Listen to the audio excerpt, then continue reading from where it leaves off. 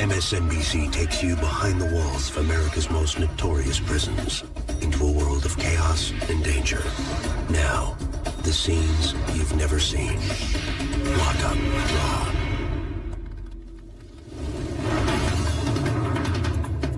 At any prison, there are essentially two sets of rules. There are the rules of the administration. The other set of rules are the inmates' rules themselves, the Convict Code. They got their rules, we got ours. The Convict Code is you don't get in other people's business. You don't let nobody know your business. You don't tell on nobody. You stick with your own race. You don't talk to other people. You might steer at a person. He might consider that a sign of disrespect. Any inmate will tell you that's the set of rules you follow first.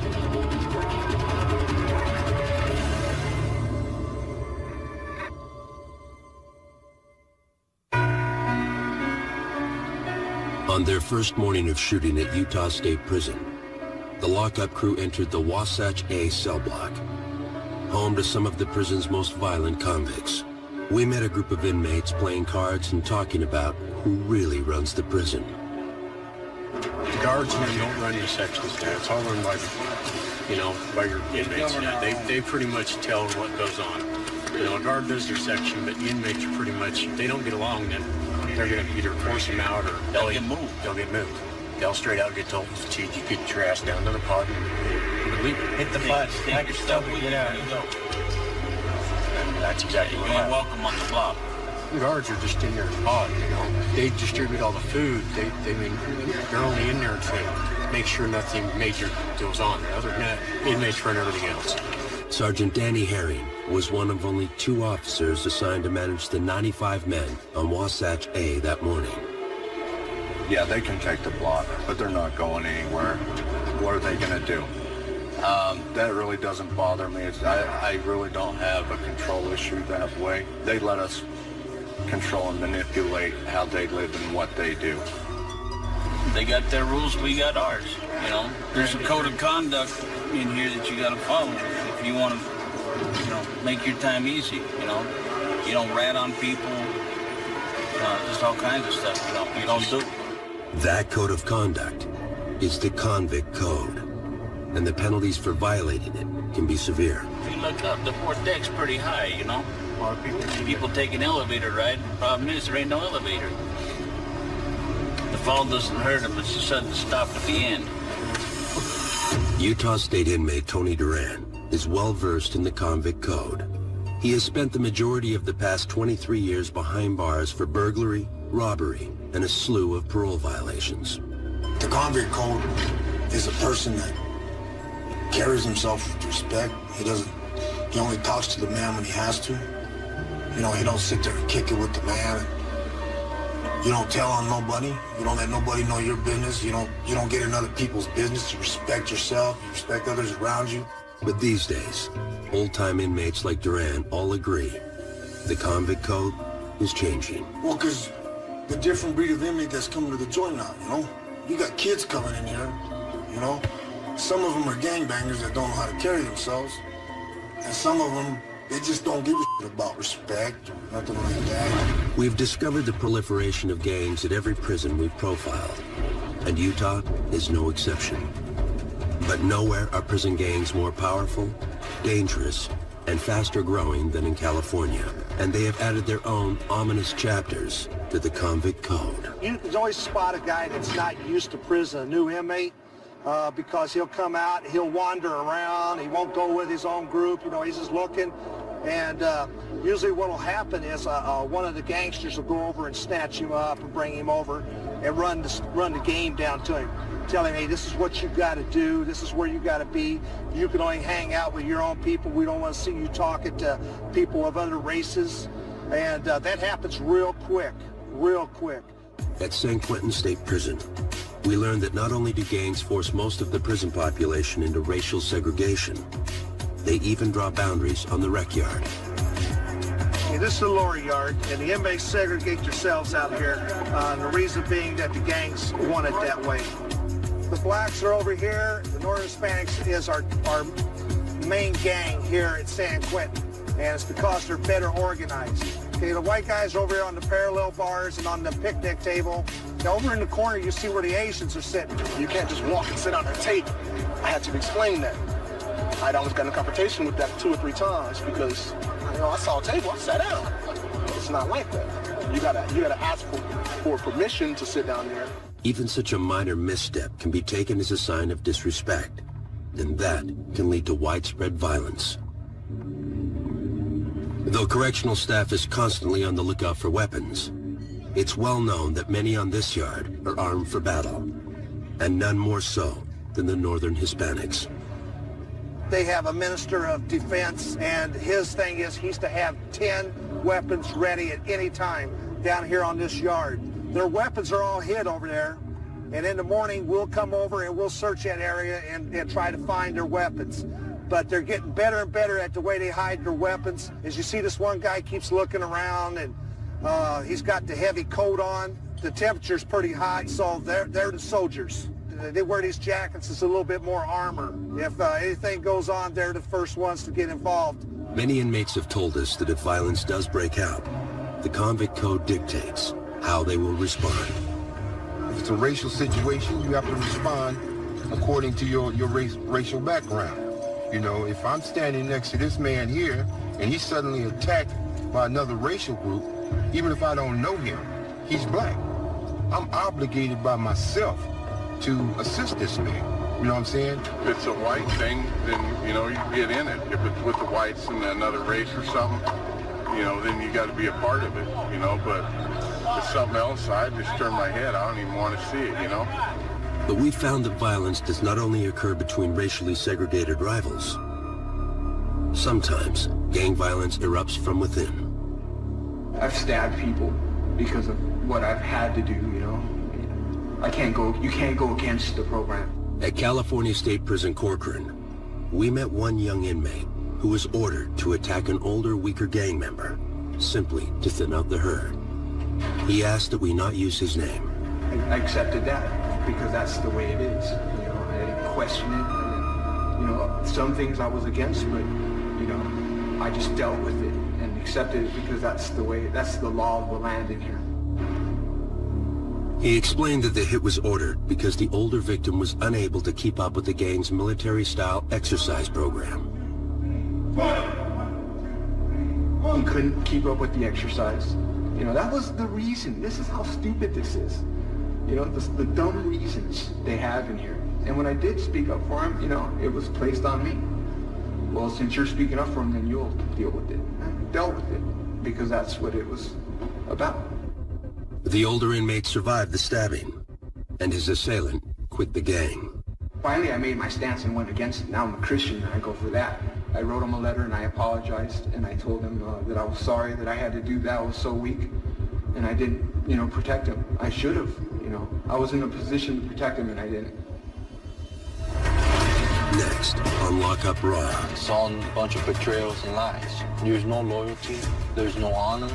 One gangbanger smashes the code, and another unleashes contempt for those who do. I don't know how can they wake up in the morning and see themselves in the mirror,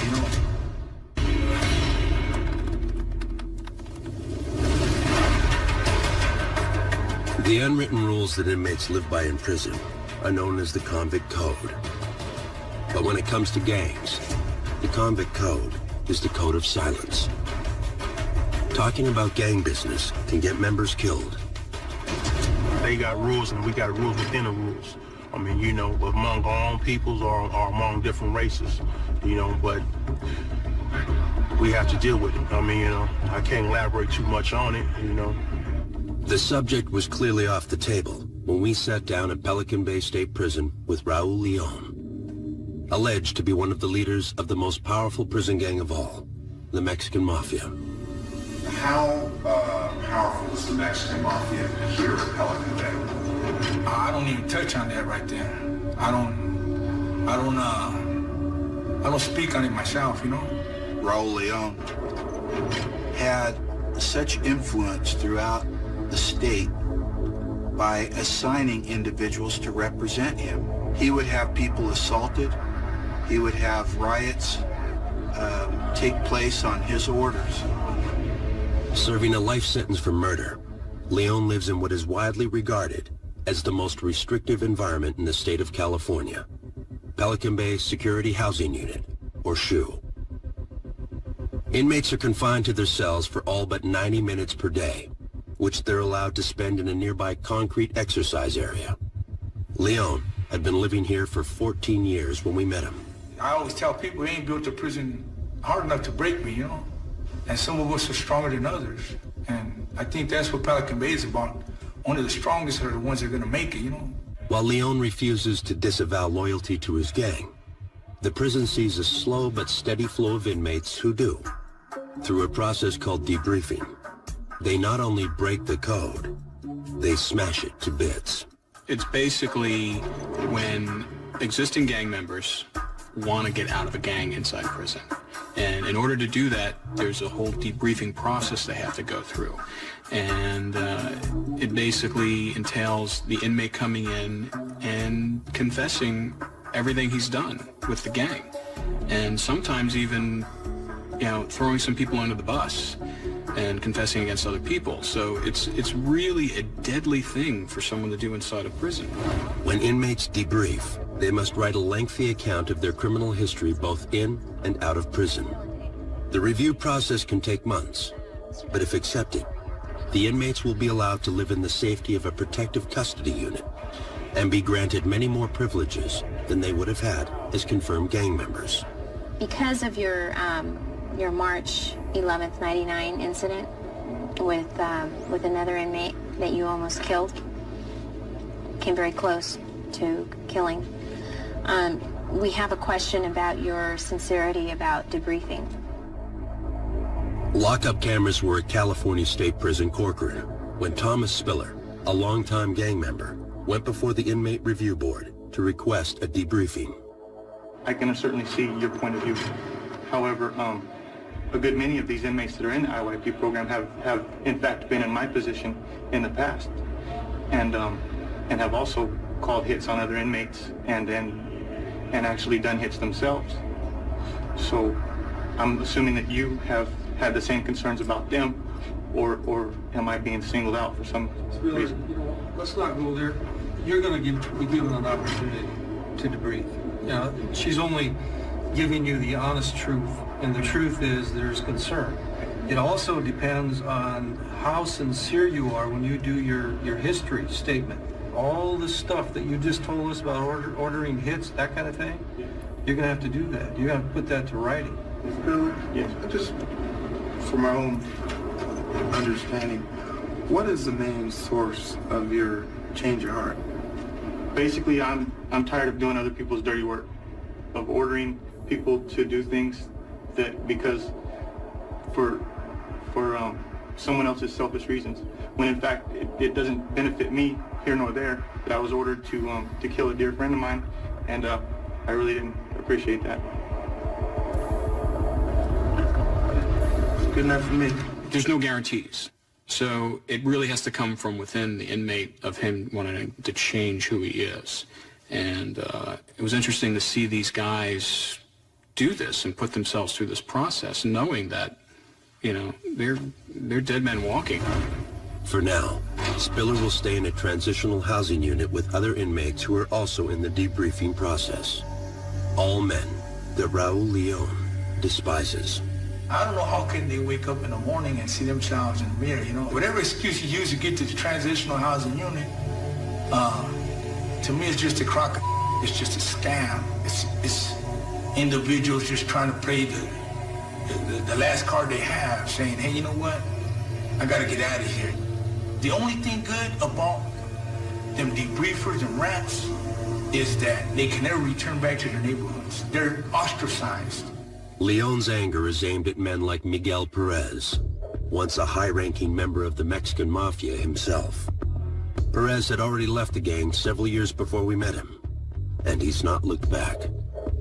As for what soured myself on the gang life, in all honesty, I opened my eyes to see it for what it is. It's all a bunch of betrayals and lies. There's no loyalty, there's no honor, there's no respect. I've seen too many innocent people being targeted that had nothing to do with the gang life. Just because one of their family members were a part of it, you ain't supposed to target innocent people. But Perez left us with a piece of advice for any inmate thinking about joining a gang. My word of advice to him is to remember two things. One, that he's not in control of his life.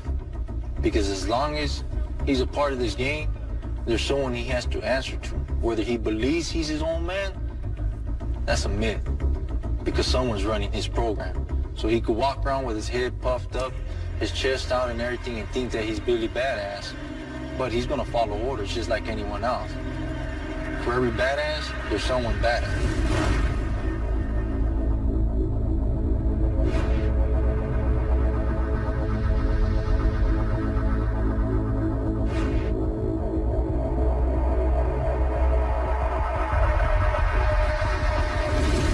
Coming up on Lockup Raw.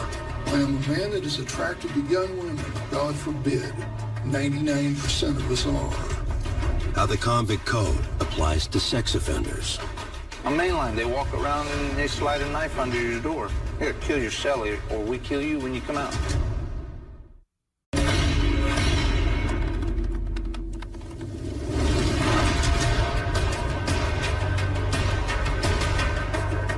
In every prison profiled on Lockup, our producers have found subtle differences in how inmates enforce the Convict Code, or the unwritten rules by which they live. But one aspect rarely changes: the position of sex offenders on the inmate hierarchy. Murderers, robbers, they're up here. Child molesters, rapers, they're down here. Them guys on the bottom deck, most of them guys are sex offenders, you know? I don't like them, I just tolerate them. I used to beat up all these sex offenders. I used to prey on them. They normally mark the sexual predators by cutting them across the face with a razor blade or a knife, and that's just a lot. The other inmates know that, hey, this guy no good. They call him trash. We even met a pair of brothers who wouldn't hesitate to extend the Convict Code to their own father. My father was in here for, I don't know the exact charge, but he was in here for messing with kids. And, you know, I ain't cool with that. Brad and Michael Love are serving time for murder at Anamosa State Penitentiary in Iowa. I was never incarcerated with him. When I found out that he was getting incarcerated, what he did time for, what he got charged for, they asked me if there would be any problems if we were in the same prison. I told them, yeah, I probably ended up killing him. I cannot condone that. Lockup has profiled plenty of inmates who spew hatred towards sex offenders. But we've also introduced viewers to those on the receiving end. Thomas Headley is serving a 15-year sentence at Utah State Prison, and like many sex offenders, says his punishment is unjust and his crime misunderstood. I was charged with kidnapping somebody that was under 14. I am a man that is attracted to young women. God forbid. 99% of us are. When we interviewed him, Headley was serving his time in solitary confinement as a punishment for being uncooperative. But he explained to us that he had his own motives for being in the hole. There's not a safer place anywhere in the prison than where I'm at. No matter what you do, no matter how you try to approach it, you are a worthless piece of crap because you are a sex offender. You're a useless mole. That's all, that's the way everybody talks to you in here. Oh, you're a mole, huh? Molester. You're one of those.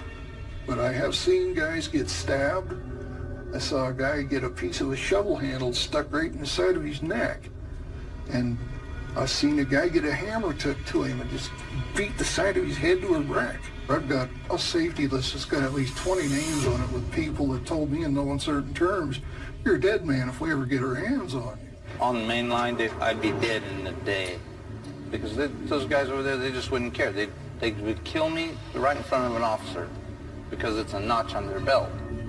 We met Earl Heimer at California's Kern Valley State Prison. I have a 37-year sentence. Lewd acts on a minor, 14 years old. This was not Heimer's first time in prison, nor his first sex offense. My wife deemed it necessary that I be arrested for attempted rape of your wife. You know, as weird as that sounds, but you come home drunk and try and take it, and she doesn't want it. that's still a criminal offense. Heimer lives in the prison's protective custody wing. Ironically, during his first prison term, he was one of the inmates who targeted sex offenders. You know, I've participated in helping hunt for child molesters. You know, well, this guy said, oh, he's a child molester, and this is a child molester, and you catch him out in the yard, and you go through his stuff and read his paperwork and see what he's really here for. You know, then yes, he is, or no, he's not. Well, generally, somebody will catch him in a day room or TV room or whatever and punch him in the mouth, tell him to roll it up now. And if he blinks twice or he hesitates just a little bit, like I was saying a minute ago, if you sit down and you try, well, wait a minute, let me explain. Too late. Now you're beat up, stabbed, whatever. They take it to the next level immediately. Heimer shares a cell with another convicted child molester, Ray Rowe, who is serving a 230-year sentence. Even though he is in protective custody, Rowe rarely leaves his cell out of fear for his safety. I don't know whether someone's going to try to take me out for the day so with. Every time I go to chow, every time any sex offender goes to chow, or goes out of their cell, and sometimes even in your cell, can I go to sleep with this person in here? You're pretty vulnerable when you're sound asleep. Heimer and Rowe have worked out an uneasy trust, if not a friendship. We managed to either read or watch TV or stay out of each other's way. Yeah, You actually draw. Yeah. We can draw. I draw in the afternoons sometimes. And generally, like he said, we watch TV. He got the television and kind enough that I go watch it just as much or more than he does. For me, with this much time, it's safer to be in there with a guy with the same charge. I can sleep at night. I don't have to worry about this guy going to cut my throat. On mainline, they walk around and they slide a knife under your door. Here, kill your cellie, or we kill you when you come out. And that sounds like, oh yeah, that's a movie. No, that's a fact. Still, Heimer has mixed feelings about sharing a cell with someone just like himself. My cellie is really a multiple offender. As bad as that sits in my gut like acid, it's just a putrid thing that there's nothing sexy about a kid. You know what I mean? And to hear it, to know it, I know I'm here for it, that charge. But it's just still sickening. Next on Lock Up Raw. I want to go home with her. Yeah, I'm taking Missing home to the country. The Convict Code takes on a new dimension when the inmates are women. We call bulldagging what we call a women relationship here. It's a slang word for bulldagging, and that's two women together.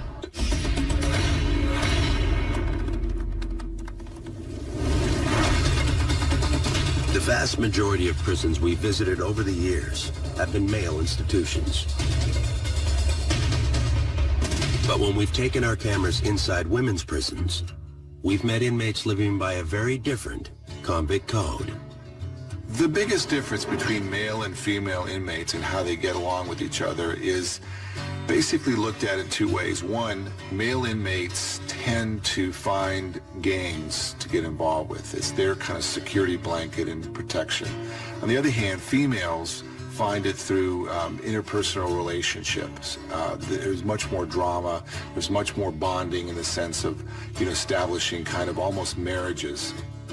We found that to be the case when we visited the North Carolina Correctional Institution for Women. Because in here, there's so many people against us in here, it's hard to find somebody that's with you, that's gonna have your back in this institution, just like somebody would have your back on the street. And that friendship usually will turn into something more. Women like women, men like men, oh well. I want to go home with her. Yeah, I'm taking Missing home to the country. Let that be on TV.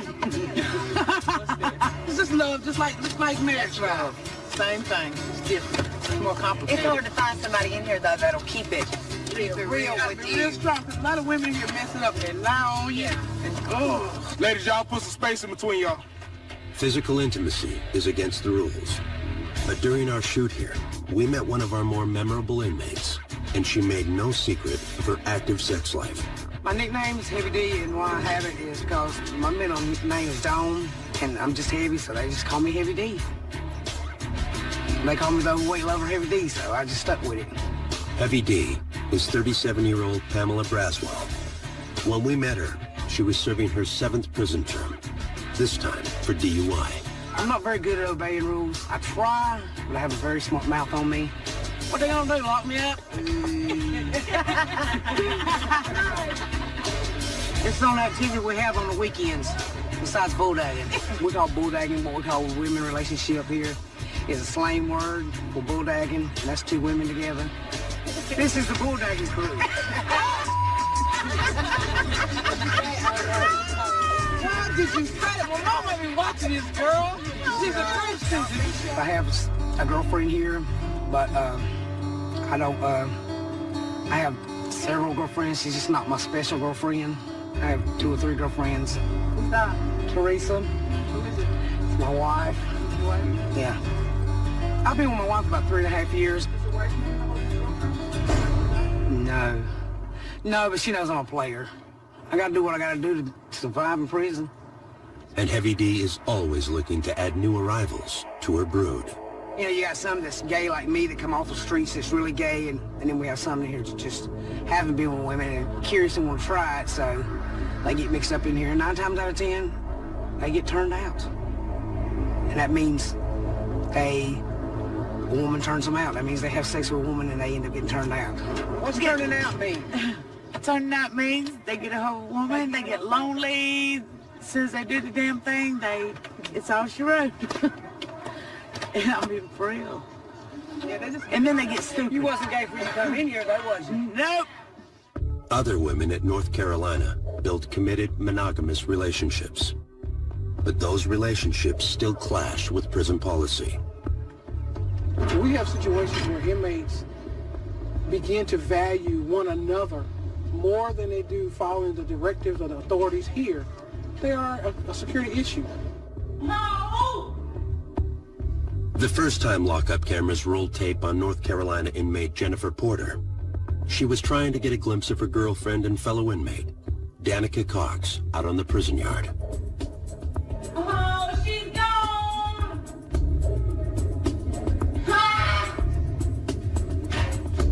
What happened? She's gone. At the time, Jennifer was restricted to a solitary confinement cell as punishment for fighting with another inmate. But she and Danica were already deeply involved when they shared their story with us. We've got a really strong bond, you know. I mean, it ain't all about sex. It's a real marriage of the heart for us. You know, it may not be lawful or, you know, but to us, it's real. At the time of the shoot, Jennifer's confinement prohibited any contact with Danica. Their feelings about being separated for the past 10 days were palpable. I was writing her last night. I said, hey, sexy lady, girl, you drive me crazy. How have I been spending my days? Crying, looking at a picture, crying. And I said, I feel so dead inside without you. And I said, my eyes don't shine and everything looks so gray.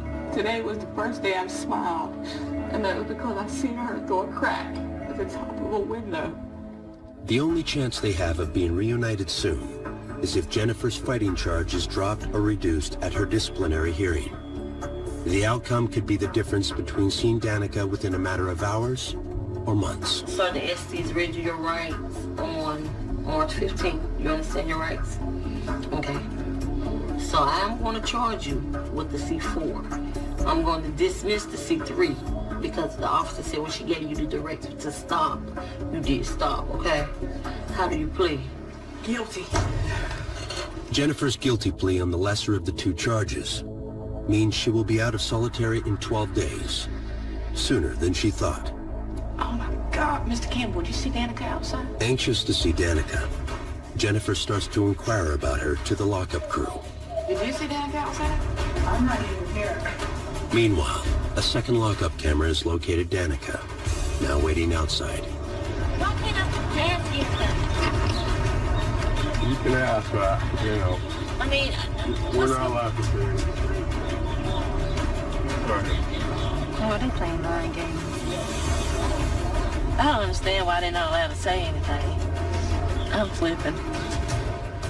Back inside, as Jennifer gets ready to leave, she's about to risk everything by arguing with a correctional officer. She'll be escorted up to segregation to serve her days up there in single cell A.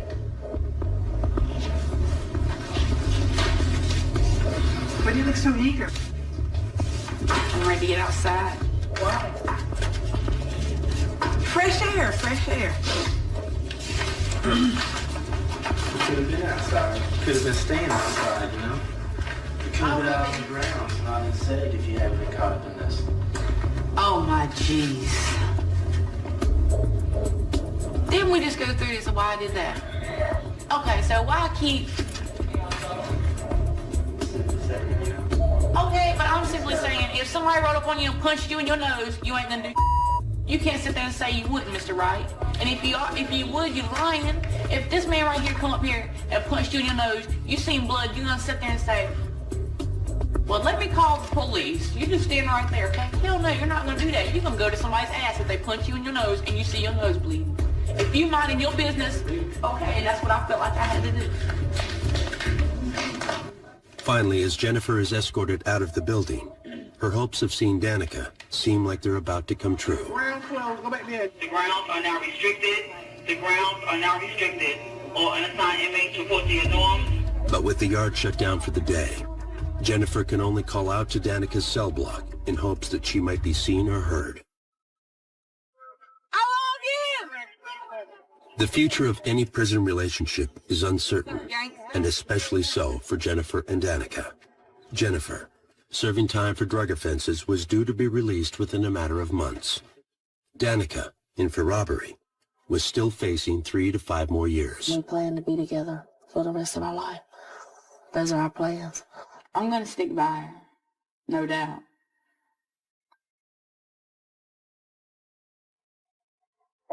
It may sound crazy, but I'll probably end up even coming back.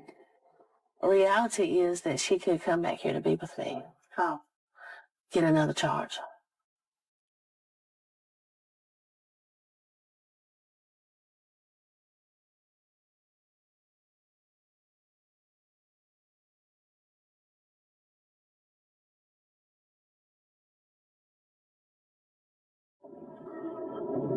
Next on Lock Up Raw.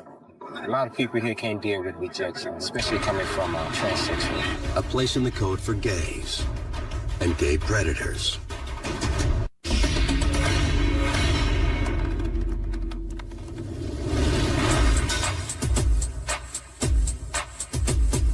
Attitudes towards sex in male penitentiaries are complex.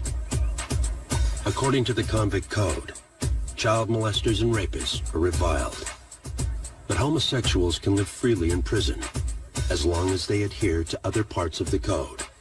Mind your own business and never show weakness. Well, the boys seem to have no problem with it. They love us. I mean, we're like gold in here. We really are. I mean, there's very few of us. Oh, please, maybe not for you. But anyway, I mean, they treat us just like they treat anybody else, you know what I mean? As long as we give them their respect and don't cross those boundaries, we get treated just like anybody else. At California State Prison Corcoran, we met 3 inmates living openly as homosexuals at what is considered one of the toughest and most violent prisons in the state. Okay, if you could just state and spell your name for us.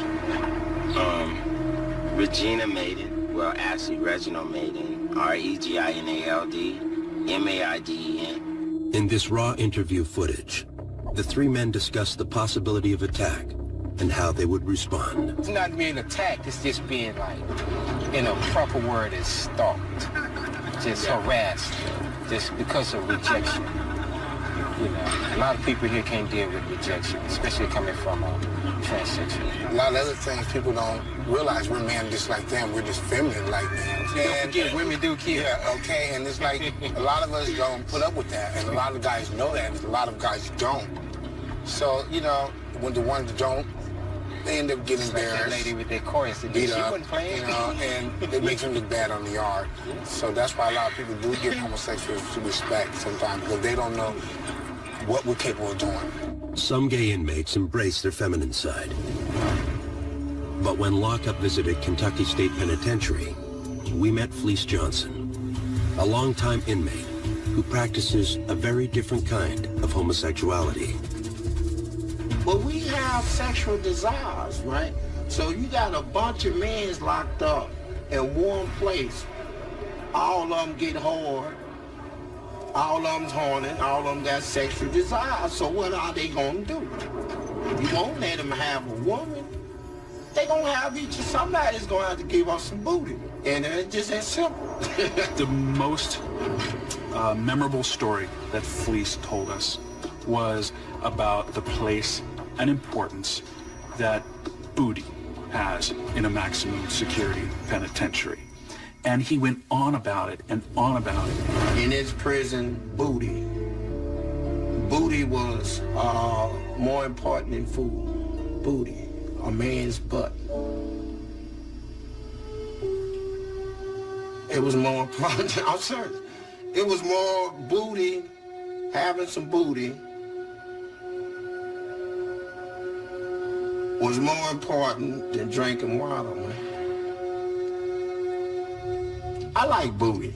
Johnson went on to tell our crew how he used to satisfy his sexual desires, especially during the 1970s and 80s, when he was most active and prison security was more lax.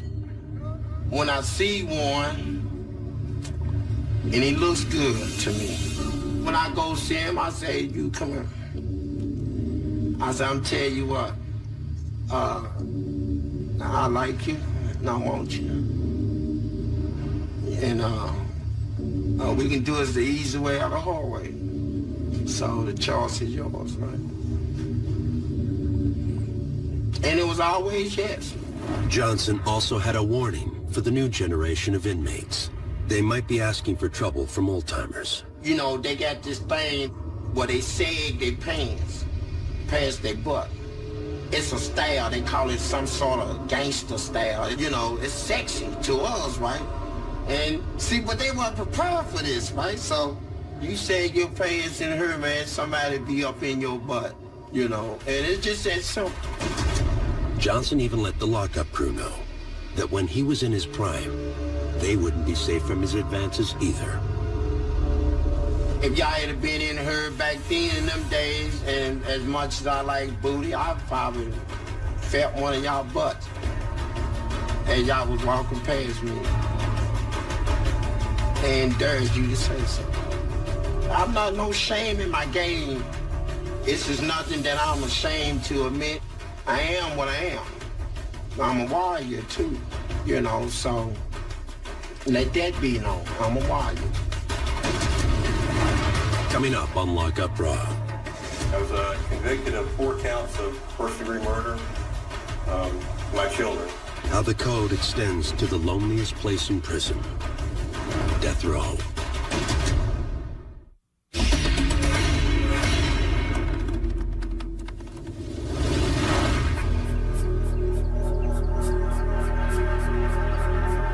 For convicts with a death sentence, rules of any kind might seem irrelevant.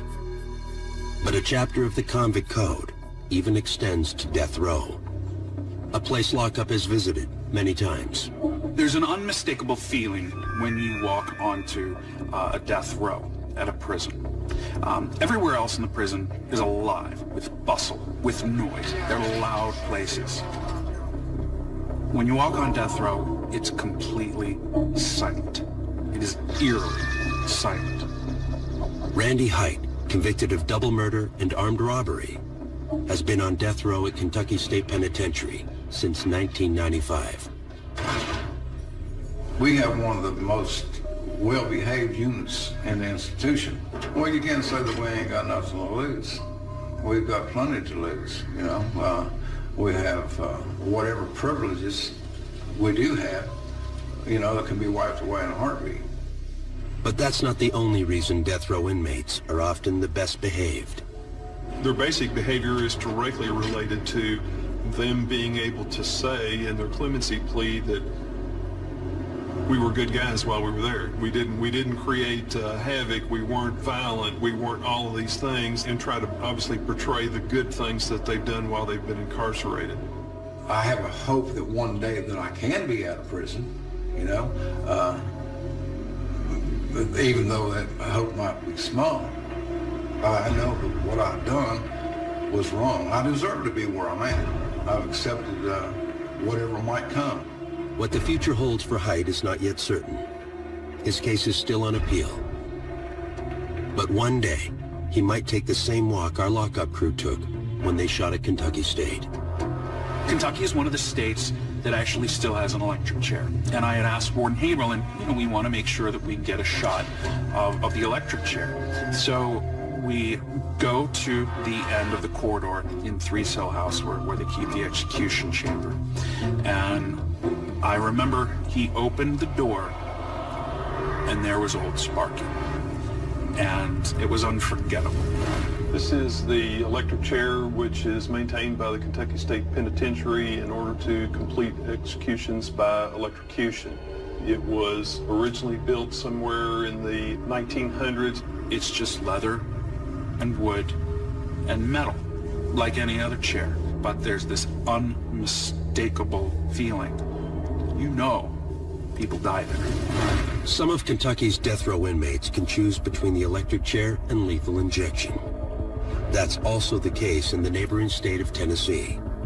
And when we visited there, we met a death row inmate who soon would face that decision. And as far as Daryl Holton was concerned, the sooner the better. I was convicted of 4 counts of first-degree murder. My children. Throughout the entire interview, Holton spoke in a calm, coherent manner about what led to his nightmarish actions. Got out of the Army, divorced my wife, had custody of my children. Reconciled with my wife, the reconciliation didn't work. And I hit her. I struck her. She got custody of the children and pretty much factored me out of the picture. Then, on November 30th, 1997, Holton picked up his 4 children, ranging in age from 4 to 12, to take them Christmas shopping. Instead, he shot each one through the heart.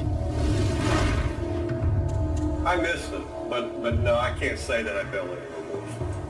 While many death row inmates filed numerous appeals to delay their execution, Holton dropped all of his.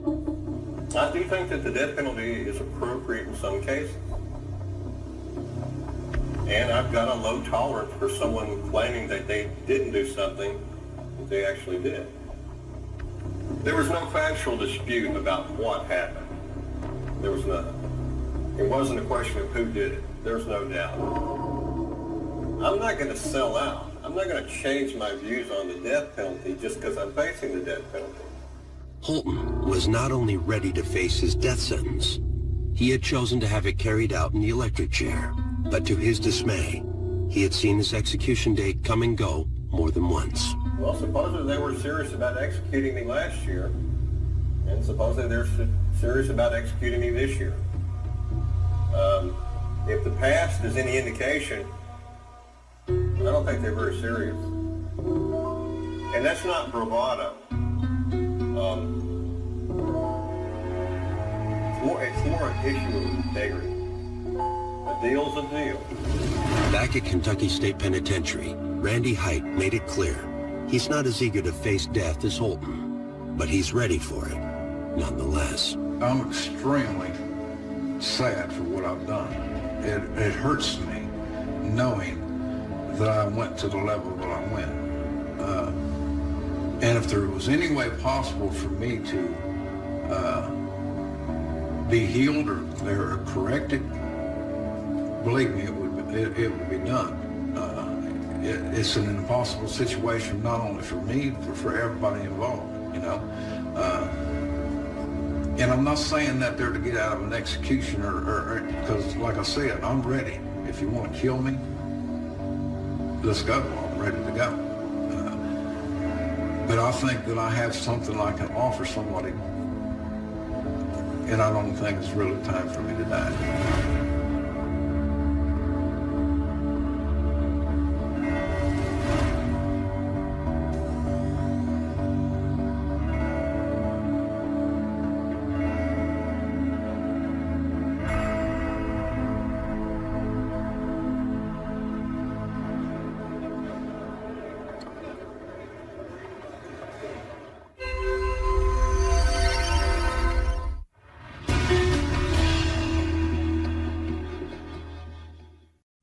MSNBC takes you behind the walls of America's most notorious prisons into a world of chaos and danger. Now, the scenes you've never seen. Lock Up Raw.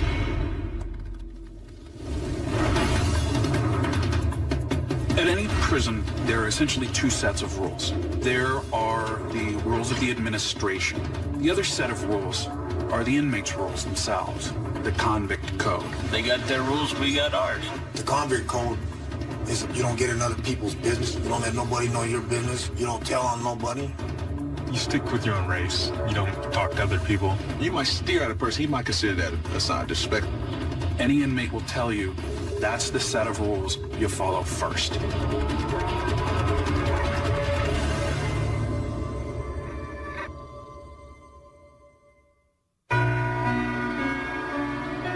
On their first morning of shooting at Utah State Prison, the lockup crew entered the Wasatch A cell block, home to some of the prison's most violent convicts. We met a group of inmates playing cards and talking about who really runs the prison. The guards here don't run your sections there. It's all run by, by your inmates. Yeah, they pretty much tell what goes on. A guard does their section, but the inmates are pretty much, if they don't get along, then they're going to either force them out or they'll get moved. They'll get moved. They'll straight out get told, "Chief, you get your ass down to the pod and leave it. Hit the button, pack your stuff, and get out. And that's exactly what happened. Welcome on the block. The guards are just in there as pod, They distribute all the food. They're only in there to make sure nothing major goes on. Other than that, inmates run everything else. Sergeant Danny Herring was one of only 2 officers assigned to manage the 95 men on Wasatch A that morning. Yeah, they can take the block, but they're not going anywhere. What are they going to do? That really doesn't bother me. I really don't have a control issue that way. They let us control and manipulate how they live and what they do. They got their rules, we got ours. There's a code of conduct in here that you got to follow if you want to, make your time easy. You don't rat on people, just all kinds of stuff. You don't do. That code of conduct is the Convict Code, and the penalties for violating it can be severe. If you look up, the 4th deck's pretty high, A lot of people take an elevator ride. The problem is there ain't no elevator. The fall doesn't hurt them. It's a sudden stop at the end. Utah State inmate Tony Duran is well-versed in the Convict Code. He has spent the majority of the past 23 years behind bars for burglary, robbery, and a slew of parole violations. The Convict Code is a person that carries himself with respect. He only talks to the man when he has to. He don't sit there and kick it with the man. You don't tell on nobody. You don't let nobody know your business. You don't get in other people's business. You respect yourself. You respect others around you. But these days, old-time inmates like Duran all agree the Convict Code is changing. Well, because the different breed of inmate that's coming to the joint now, You got kids coming in here, Some of them are gangbangers that don't know how to carry themselves. And some of them, they just don't give a shit about respect, nothing like that. We've discovered the proliferation of gangs at every prison we've profiled, and Utah is no exception. But nowhere are prison gangs more powerful, dangerous, and faster growing than in California. And they have added their own ominous chapters to the Convict Code. You can always spot a guy that's not used to prison, a new inmate, because he'll come out, he'll wander around, he won't go with his own group, he's just looking.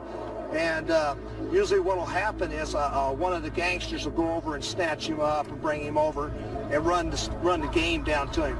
Tell him, hey, this is what you got to do. This is where you got to be. You can only hang out with your own people. We don't want to see you talking to people of other races. And that happens real quick. At San Quentin State Prison, we learned that not only do gangs form... BC takes you behind the walls of America's most notorious prisons into a world of chaos and danger. Now, the scenes you've never seen. Lock Up Raw. For most inmates, life boils down to 3 words. The first is respect. You're going to do time in prison, Respect is the only thing that matters. The second, reputation. Every time somebody body go messing up, they say I did. Just because I'm Duker Love. The third, revenge. If you cross me, I'm gonna give it to you, you know what I mean? Because I'm a good mother.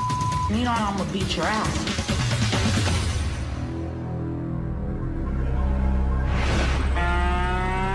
Just about every inmate story we tell on lockup revolves around the 3 R's: respect, reputation, and revenge. And at Indiana State Prison, we met one inmate whose story revolved around his search for all 3.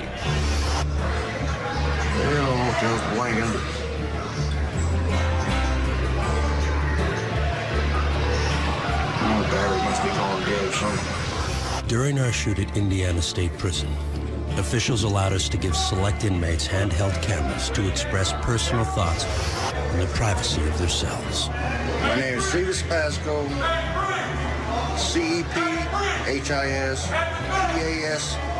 I am a convict at the Indiana State Prison.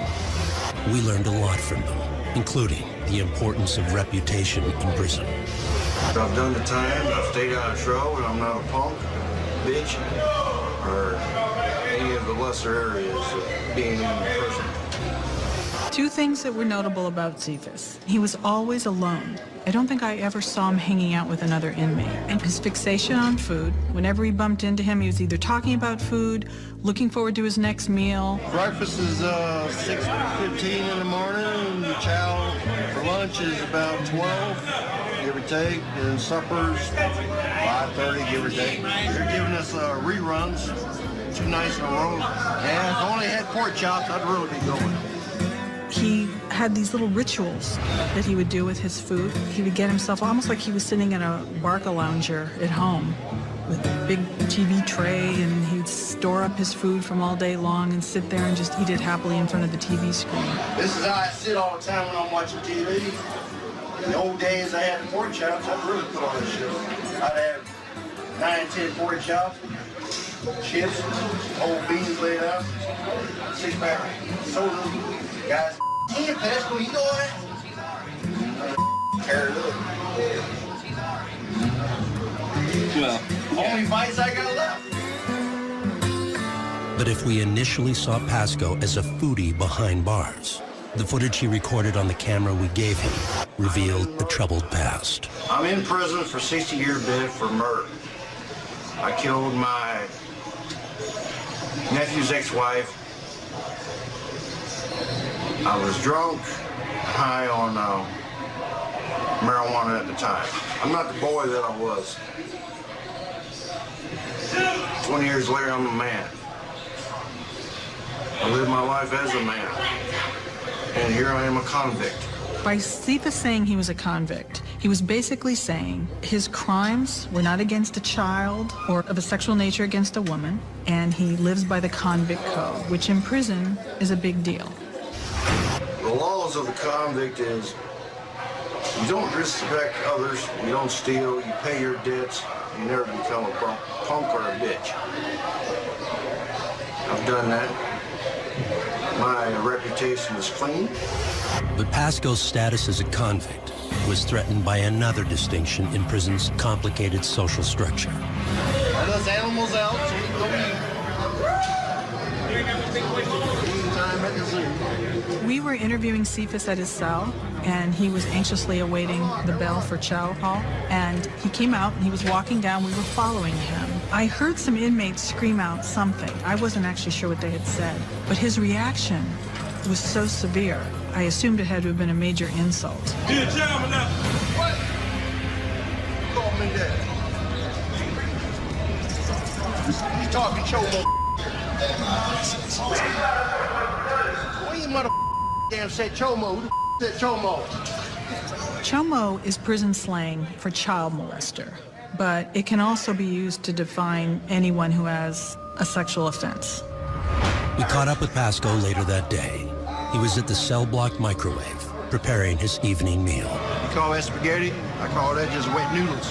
At first, Pasco was reluctant to talk about the earlier confrontation in the hallway. Let's talk out there later. Oh, I'll talk now. I've been down 20 years. I'm a murderer. I'm a convict. Nobody disrespects me like that. I got some little punk coming in, he's been in for a little time and running his little mouth. Fine. That gets you killed in here. I'm murdered. I'm a straight up convict. The more Cephas tried to convince us he was a convict, the more I wondered if there was something else going on. A few days later, Pasco told us what did go on the night he committed murder. I was at a bar drinking one night, had 9 shots of whiskey and several beers, and gave a ride to my sister-in-law, I think it is, or something like that. Nephew's ex-wife. She lured me out into the Dogtown, which is the river camps, and we started to have sex, and she backed out of it, and we got into an argument, and she started smacking me around, and I had a hair trigger temper back then, so I just snapped on her and went off. How the hell with it? I stabbed her, I broke her neck, and smashed her skull in. Pasco claims his rage erupted because his victim rejected him and that they never did have sex. But some of the evidence indicated otherwise. Well, they turned it into a rape trial. They did their test, and there was a presence of spermatozoa. She was partially nude. Suddenly, I heard an inmate off camera yell something. And Cephas's whole persona changed. What are you looking at, Cephas? I'm marking someone. Why? As he just said, child molester. Break his neck. That's total disrespect for anyone in a prison, especially for somebody convict like me that's been down for so many years, and I got some kid talking trash. I know who he is, and I'll find him. I'm gonna have a little discussion with him. Today? No, I'll find him. I'll wait till y'all leave. When I find a guy, I'm gonna put him in the hospital.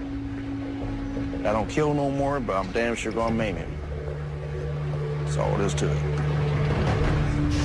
Later that night, Pasco again recorded himself on the camera we left him. He indicated that he had exacted revenge. At one point, I was doing an interview, and a bunch of wannabe inmates started yelling chomo. These idiots had to be taught a lesson. They were properly disciplined in the ways of prison etiquette.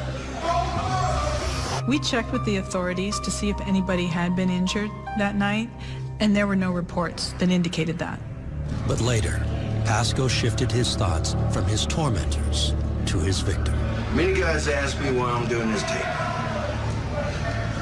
The reason why is I want to leave something for my family, as well as for the Rosie's family, the victim.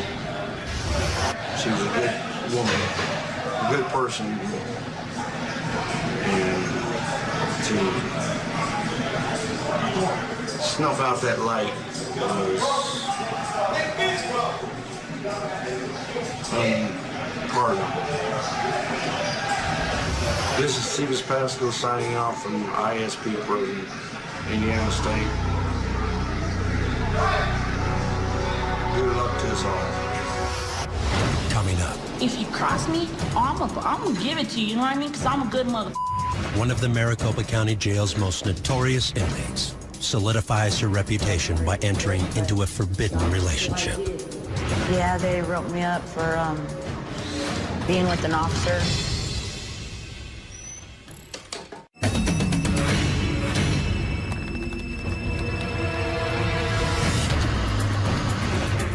At every prison or jail we visit for lockup, the safe management of the inmate population is the staff's #1 priority.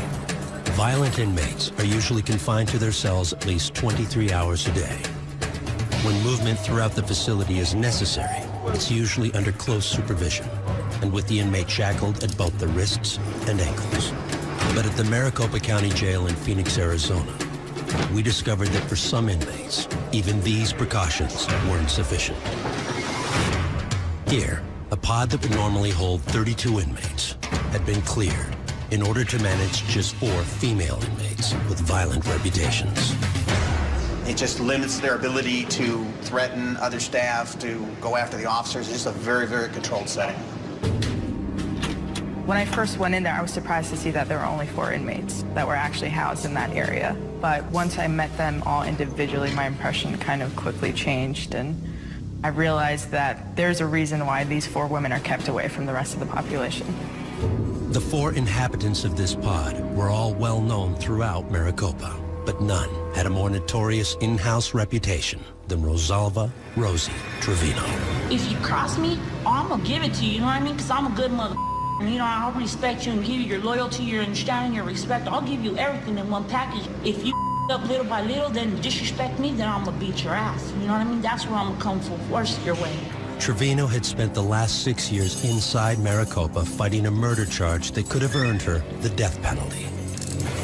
During that time, she was involved in numerous assaults on staff. Rude dude with the attitude. That's what they call me, the officers. In fact, Trevino told us she couldn't even remember how many times she had been tased.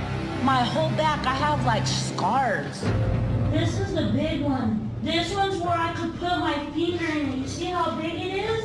I just didn't care. I was in there for the death penalty case. I didn't have nothing to lose. I mean, I have my family, don't get me wrong, and my son and everything like that, but I just had that mentality. So I was like, that I'm gonna give him hell. Sometimes you get the nice, sweet Rosie if she wants to be nice and sweet, and sometimes you get the crazy, I'm gonna kill you Rosie. But Trevino proved that both Rosies could be equally dangerous.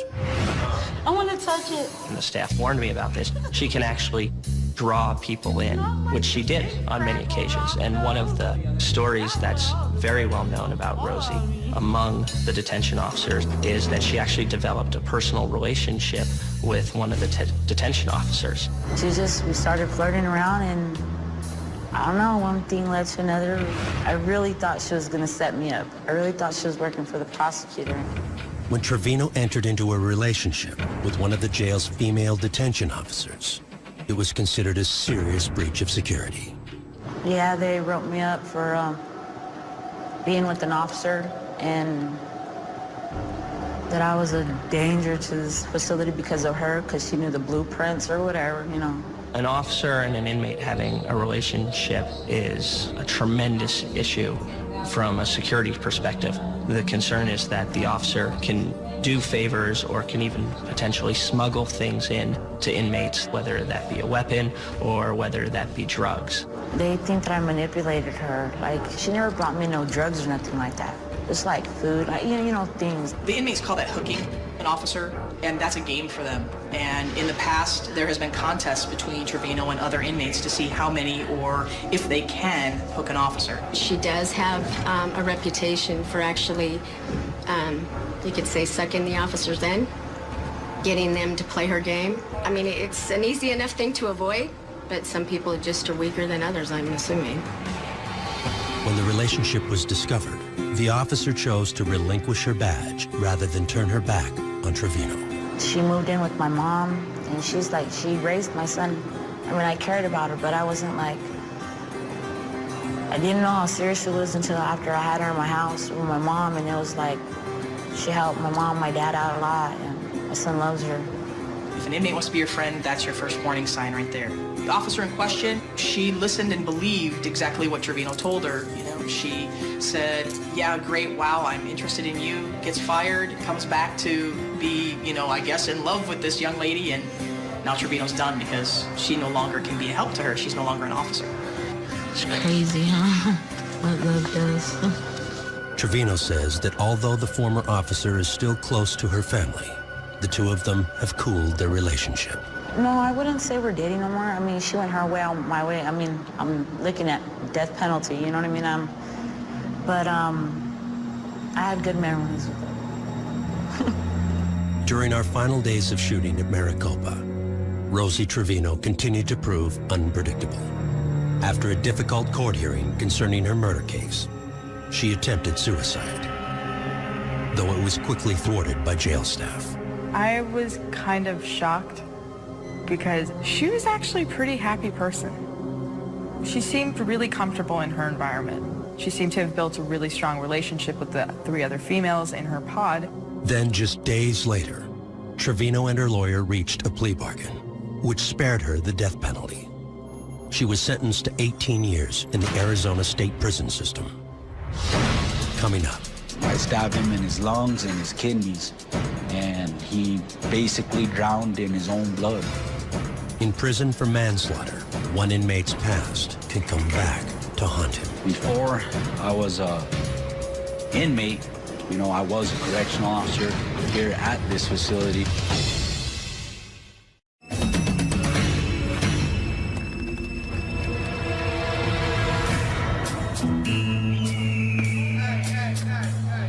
In prison, we often find unusual stories can be found in the most mundane settings. That happened at the Penitentiary of New Mexico when we met inmate Daniel Rapatz during his shift in the prison laundry. We do the facility laundry here on a daily basis. One day we'll do yellows, one day we'll do whites, one day we'll do blankets. The leg irons are for security reasons. That way we can't run. There's really nowhere we could go anyway. Rapatz was serving time for manslaughter, but we discovered a different story in his past, one that threatened his reputation among staff and inmates alike. Before I was an inmate, you know, I was a correctional officer here at this facility at, well, the Penitentiary of New Mexico, you know, about 13 years ago. An inmate who is former law enforcement is going to always be perceived as the enemy as far as the other inmates go. So it's usually a precarious situation. Given his circumstances, I thought Daniel was pretty secure. Going from being a former CO to an inmate in the same prison where he once worked, I would have expected him to be a little more nervous, uptight, what have you, but he acclimated quite well. The officers, some of them treated me the same, some of them treated me different. For the most part, though, I've always gone along with people. I came into prison, and I ain't here to prove a point. I'm just here to do my time. Is it weird? Was it weird at first dealing with officers, or did you run into people you knew from?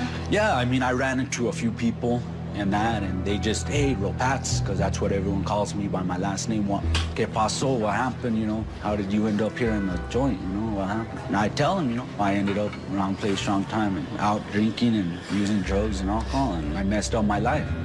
As we continued to interview Rapatz, we learned that although this was his first conviction as an adult, it was hardly his first brush with the law. I just started stealing cars at a young age and breaking into schools. I broke into my junior high and my high school. At 11 years old, I was living like I was 21. Between the ages of 13 and 18, Rapatz did time in juvenile detention centers in several states. But then once I turned 18, I got my files sealed, and I actually got my life together till I was about 24. I did do good, and I was trying to change my life around. With his juvenile files sealed, Rapatz had a fresh start at life. At age 19, he was hired as a correctional officer at the Penitentiary of New Mexico. But for him, it wasn't a career. It was a stepping stone to the job he really wanted. Basically, the reason I was a CO was so I could get the training I needed so I could work security at the casino, which is where I'm from, up in northern New Mexico. I knew if I came and did the academy class here and got all that training, that I would have no problem getting where I wanted to go work. Rapatz eventually landed the casino job, but he also began using drugs again. Rapatz says he was drunk and high when he got into an argument that ended with him taking a life. I stabbed him in his lungs and his kidneys, and he basically drowned in his own blood. Rapatz was convicted of manslaughter, along with several other charges, including resisting arrest and battery of a police officer. He soon returned to the Penitentiary of New Mexico, this time in a yellow inmate jumpsuit. People say you don't live with regrets, but anyone who says that's a liar, because you do live with regrets. Because I do regret, I didn't even hardly know the guy, and I killed him. I took a guy's life that I didn't even hardly know. Rapatz's last day as a correctional officer was about 5 years before his first day as an inmate. He was hoping to stay under the radar, but he couldn't. The prison obviously had to put Daniel into protective custody because he was a former CO, and Daniel abhorred this because you're perceived in a very negative light by the other inmates if you actually have to live in protective custody. I don't like being in PC. I hate it. It sucks because I'm around a lot of people that are shady. You know, I'm not in prison because of messed up charges like rape or child molesting. I've never ever ratted or snitched on no one in my life. And he wanted to make it clear to everyone that he was being forced into protective custody by the prison administration, but that was not his choice. He chose to align himself with the inmates. He completely identified as an inmate. But Rapatz recognized that his past would always make his safety in prison a gamble. All it takes is one inmate trying to get his bones, what we call stripes. He might come try and hit me on the line somewhere. So, but that's a chance I was willing to take. You know, I wanted to do a waiver. I wanted to be on the line. And, you know, whatever happened, you know. To me, it sucks. I'm not gonna lie, it sucks. It ain't no good. Here's the paperwork. I think back and say, you know, what did I do? You know, I messed up my life big time, and look at me now. Coming up. Cousin nice and I comes out blasting, yeah. I'm about as hungry as a Taliban fasting. So Rap unites two gangsters, but age has them on two very different paths. Everybody's like that when they're young. They don't see the big picture. They can't see it yet. You know what I mean? It's just whatever happens, happens.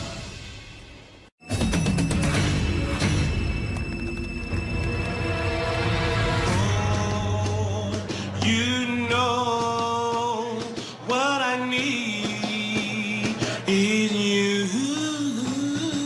During our time at any prison, we meet inmates who want to share their talents with us. More often than not, rap is the artistic expression of choice. I ain't already done to me. Held my own gun to me. Pulled the trigger suddenly. Locked up. Ha! Thinking about some things that never change in the game. My old ways have given me nothing but penitentiary as my meat nose to roof it spits right. My game takes flight. Love is just a feeling, but pain is life, and all the bad I done seen, I'm trying to make it right. With so many rappers to choose from, it's difficult to decide who makes the cut. Around with a chip on my shoulder, but now the went from a chip to a boulder. I get solicited a lot by the inmates to hear their raps that they've been working on while they're incarcerated. In fact, it happens so much that I had developed a system for it, which is I use the associate producer, Jake, to audition them before hearing their raps. And if Jake gives them the thumbs up, then I'll take a listen. The plan first went into effect at the Maricopa County Jail in Phoenix, Arizona.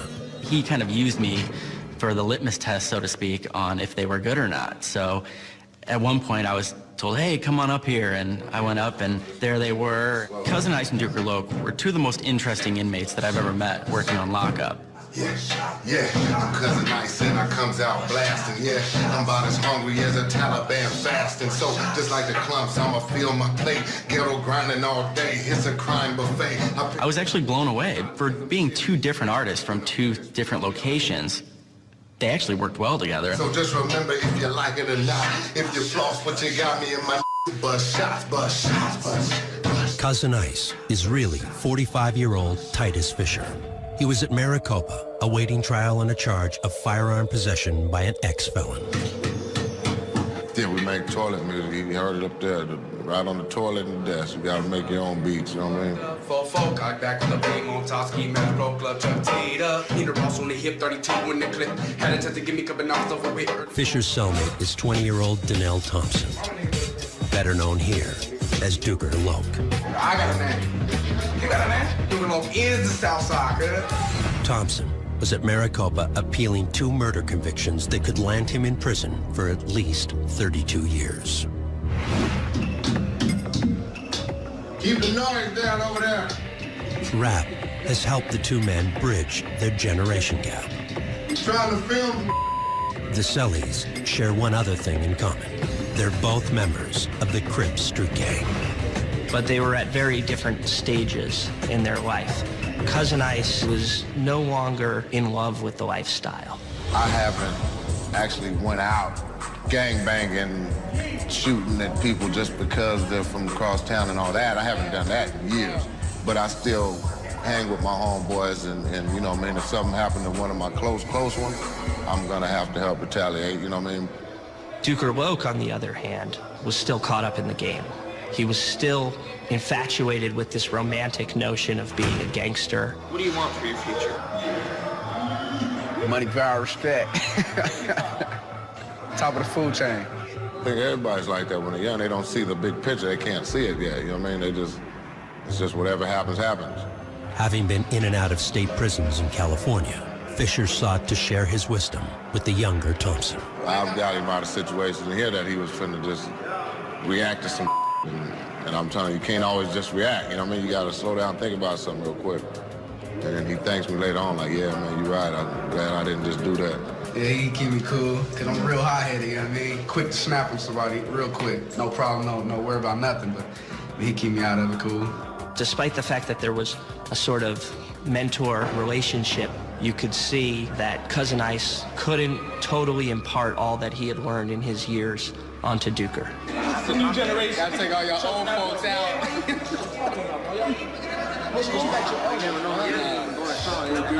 Fisher told us that gangbanging has changed since he was Thompson's age. We just wanted to protect our side of town, you know what I mean? Which, I mean, none of us own nothing over there, but we call it our side of town. When I was 18, it wasn't. You heard about somebody getting shot maybe once every 3 months. Now it's every day somebody's getting shot. Donnell Thompson can attest to that. He's been shot 8 times. I ain't scared of death, though. Death's scared of me. Prosecutors allege that Thompson has been on the other side of the gun plenty of times. Besides the murder convictions he's currently appealing, Thompson was charged with 3 additional drive-by murders while we were at Maricopa. He has pled not guilty to the new charges. They're trying to say everybody that dies in Phoenix, he had something to do with it. Yeah, you know what I mean? Just because I'm Duker Love. Can't be. Every time somebody's body come messing up, you know what I mean? They say I did it. But Donnell Thompson had other choices in life before he took on the persona of Duker Loke. He would have been a star football player. Duker had scholarships to colleges, running back. He chose to do the other, you know what I mean? So that's the mentality. Yeah, I was ranked. I was ranked in the nation and state, but I chose the streets over that. Why? The streets attracted me more. I love the streets. The streets my bitch. What excites you about it? Just the banging, the guns, the money, the killing, all of it. But to Thompson's cellmate and sometime mentor, wasting such potential is the real crime. And that's something that Titus Fisher was determined to see not happen to his own children. He moved his family from California to Arizona to help them avoid a future of gangbanging. I seen my son getting ready to start when he was only 14, so I hurried up and got him out here. That's another reason I moved out here, you know what I mean? When we moved out here, I said, now you can be whatever you want to be, you know what I mean? And now he's straight A's. He hasn't got a B in like 3 years. He's straight A's. He's on the football team, star football player, so he's on his way to do something, you know what I mean? Thompson also has 3 children, but their future seems less certain. Yeah, I had a son. He gonna bang with daddy bang. Really, is that what you want for him? Yeah, he gonna live the same life, but if he chooses the other way, then, hey, go ahead. So for you, it's not a negative for him to spend a lot of time in prison, for your son. And it's not a negative for you either. Nah. In another context, in another environment, it might be a parent saying to their child, if you don't end up being a doctor, I'll still love you. With Duker, it was like, if his son didn't end up being a Crip, he would still love him. Killer season, and you know we push out the gang and let our blue rags hang. Killer season, so back for you catch a full clip and your family really feel it, man. I love the life I chose. I love I was born into it, you know what I mean? You go end up in prison or in that casket, you know what I mean? Killer season, and damn show I'ma get away, controlling up all the evidence. Killer season. Coming up. I'm part of a pretty intimidating group. Like when we're on the yard, we're 20, 30 deep, pretty big white boys. Nobody really challenges that. A gang leader with a twist. I was expecting this mean, tough, hardcore guy, and instead, it was this Tommy that we came to know.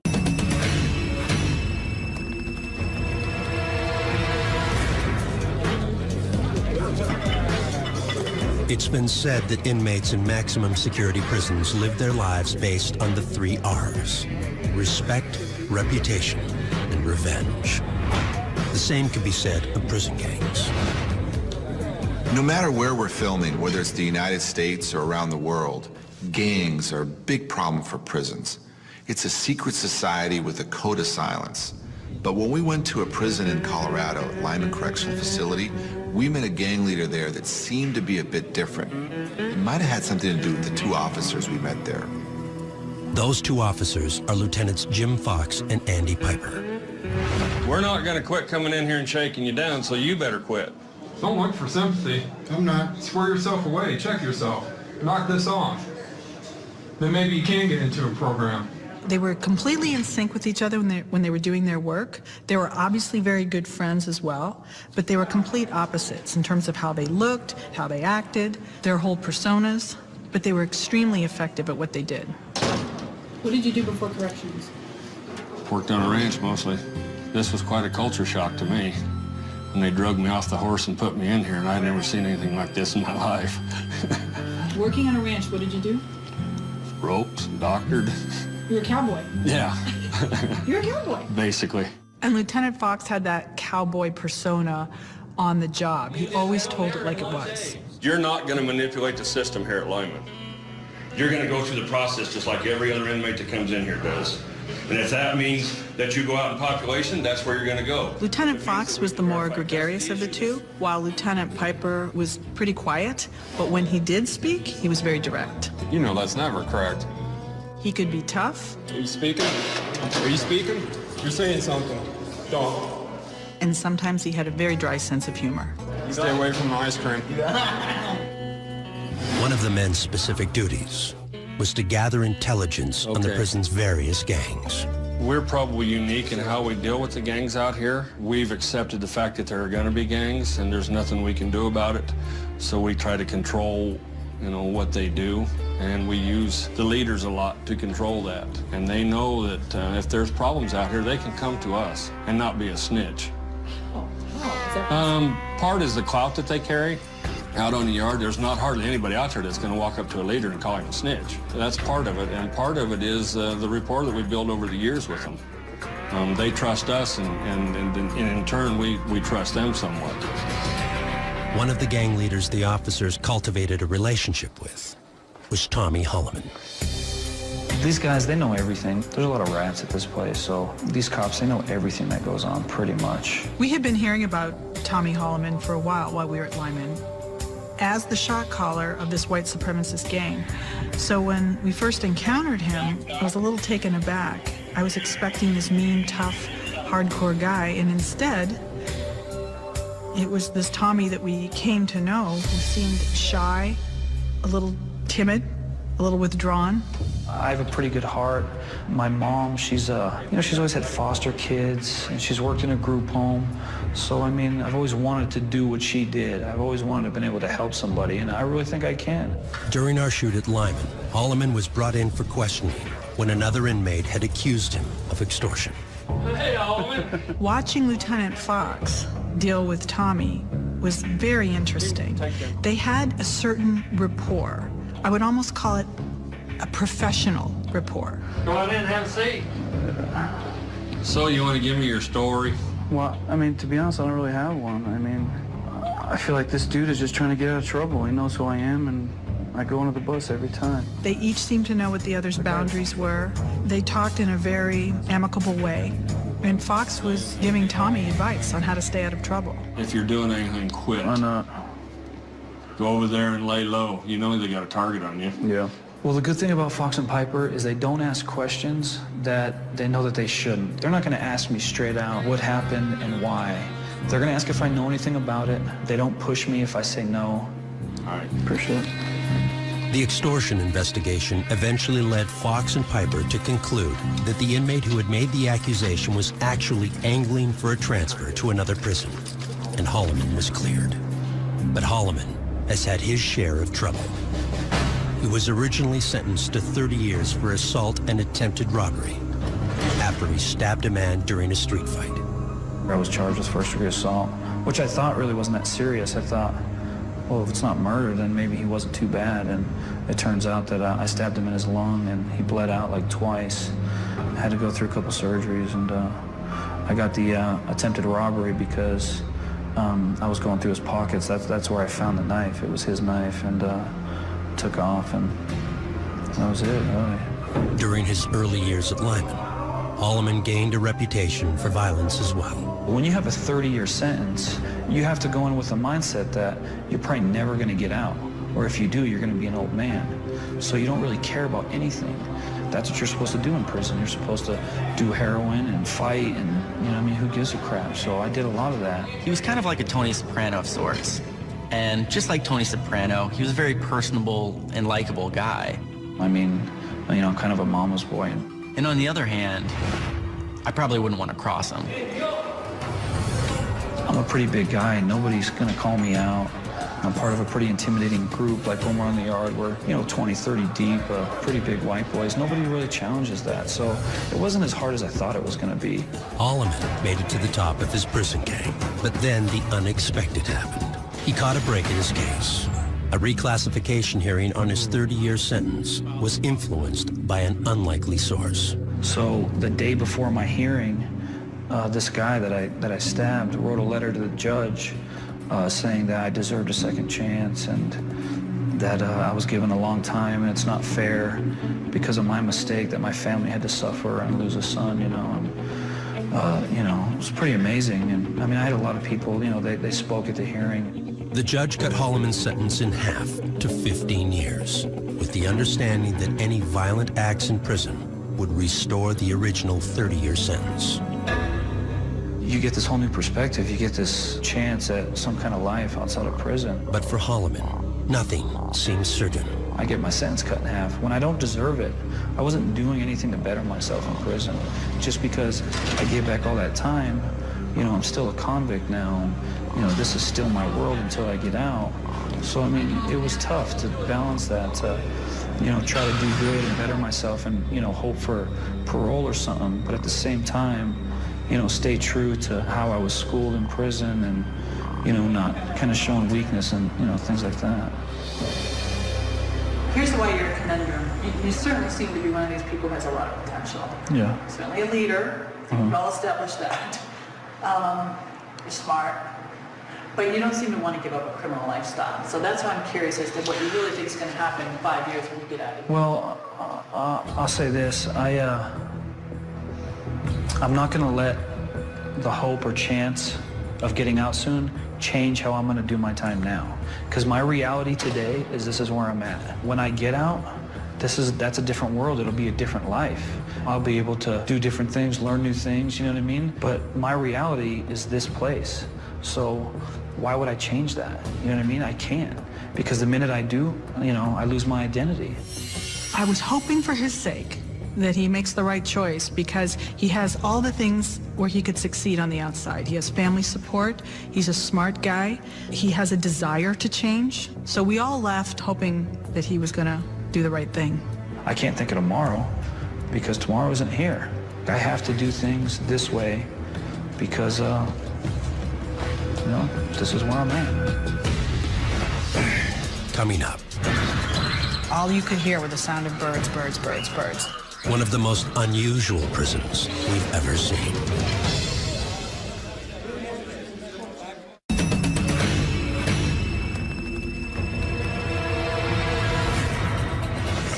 While the pursuit of the 3 R's of prison, respect, reputation, and revenge, seem to permeate the lives of most inmates, our trip to a Serbian prison for Lockup World Tour revealed a potential 4th R. Roosters. We have been told that this is the prison that houses the most notorious criminals of Serbia.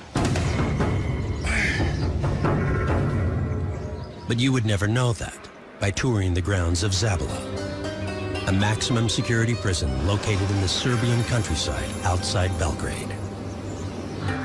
They had done the grounds up beautifully, and you heard birds everywhere. All you could hear were the sound of birds, birds, birds, birds.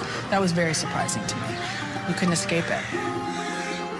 The prison's garden-like grounds and collection of birds, including peacocks, were part of a renovation project. Prison officials felt that a relaxing, natural environment could help their rehabilitation efforts. It did have, actually, a much calmer feel to it than I expected. You know, the buildup was pretty big. Serbia's biggest, most notorious prison, and then here I am with peacocks and birds and cats wandering around. In fact, when we wandered into the prison shoe factory where inmate workers make dozens of shoes per day, the scene was more reminiscent of a Disney film than a prison. This is our pet, Kicha. Go Kicha, yes. This shoe shop was a pretty unique area that we got to film in. And just the fact that all the shoes were being made by hand, and then we're in the middle of a conversation with a guy, and a parakeet comes and lands on the guy's shoulder. Just everything combined, it was just really, really unique. And as a cameraman, you know, those are kind of the moments that you really look for and you enjoy filming.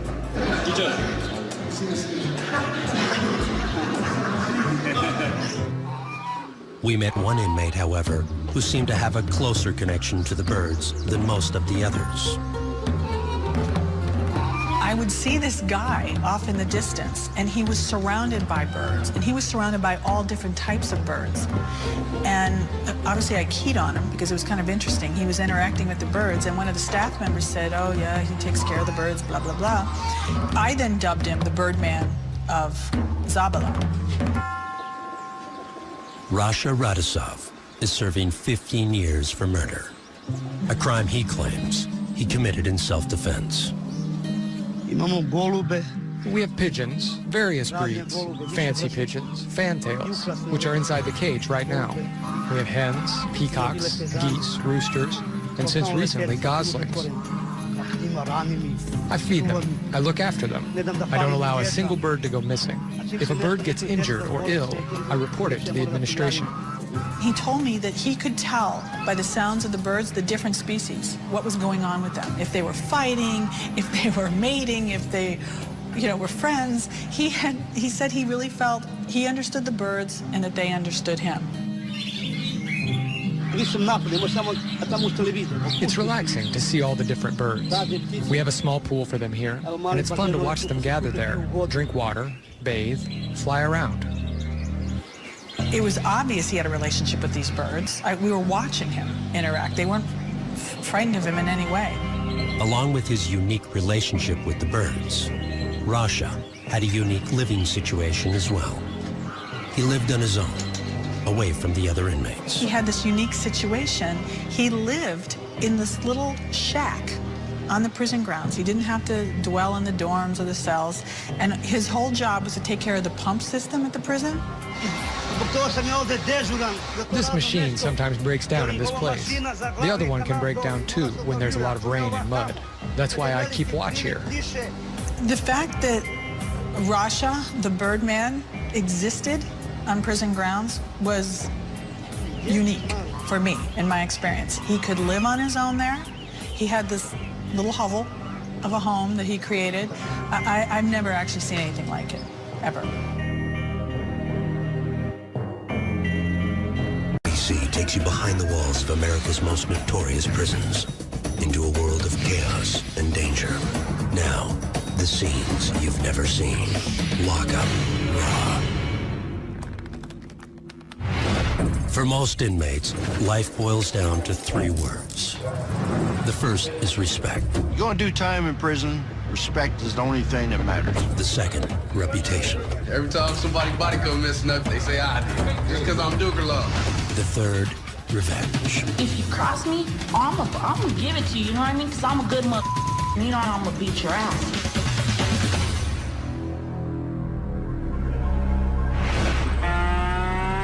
Just about every inmate story we tell on Lockup revolves around the 3 R's: respect, reputation, and revenge.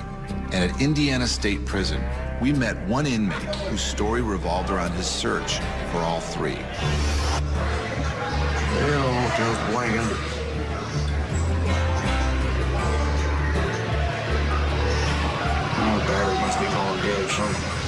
During our shoot at Indiana State Prison, officials allowed us to give select inmates handheld cameras to express personal thoughts in the privacy of their cells. My name is Cephas Pasco, C-E-P-H-I-S-P-A-S-C-O. I am a convict at the Indiana State Prison. We learned a lot from them, including the importance of reputation in prison. I've done the time, I've stayed out of trouble, and I'm not a punk, bitch, or any of the lesser areas of being in prison. Two things that were notable about Cephas. He was always alone. I don't think I ever saw him hanging out with another inmate. And his fixation on food, whenever we bumped into him, he was either talking about food, looking forward to his next meal. Breakfast is 6:15 in the morning, and the chow for lunch is about 12, give or take, and supper's 5:30, give or take. They're giving us reruns, 2 nights in a row. Yeah, if I only had pork chops, I'd really be going. He had these little rituals that he would do with his food. He would get himself almost like he was sitting in a Barca lounger at home with a big TV tray, and he'd store up his food from all day long and sit there and just eat it happily in front of the TV screen. This is how I sit all the time when I'm watching TV. In the old days, I had pork chops. I'd really put on this shit. I'd have 9, 10 pork chops, chips, old beans laid out, 6-pack soda. Guys, yeah, Pascal, you know what? Tear it up. Well, only fights I got left. But if we initially saw Pasco as a foodie behind bars, the footage he recorded on the camera we gave him revealed a troubled past. I'm in prison for 60-year bid for murder. I killed my nephew's ex-wife. I was drunk, high on marijuana at the time. I'm not the boy that I was. 20 years later, I'm a man. I live my life as a man. And here I am a convict. By Cephas saying he was a convict, he was basically saying his crimes were not against a child or of a sexual nature against a woman, and he lives by the Convict Code, which in prison is a big deal.